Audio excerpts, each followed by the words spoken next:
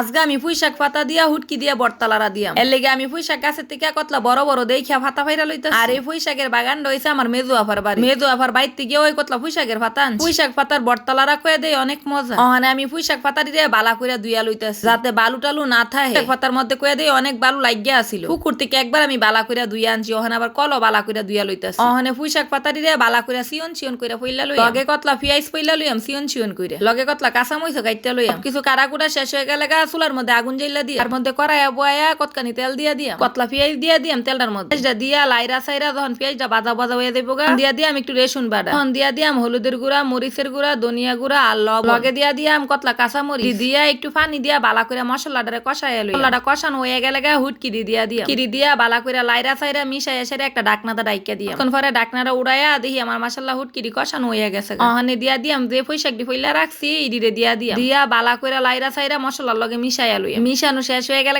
একটা ডাকনাটা ডাইকা দিয়াম। ওখানে ডাকনাটা হইলা চাই দিয়ে আমার পুঁইশাক পাতারি একবারে মিশা গেছে। পুঁইশাক পাতারি থেকে পানি উঠবো তখন বেশি করে লাইরা সাইরা আগুনটা বাড়াইয়া দিয়ে লাড়তে লাড়তে আমার বর্তালারার থেকে তেলটা বাইরে হয়ে গেছে। তেলটা যখন বাইরে হয়ে গেছে তখনই বুঝাম আমার বর্তালারাটা হইয়া গেছে। আমার বর্তালারাটা কেমন হয়েছে কমেন্টে জানাবেন।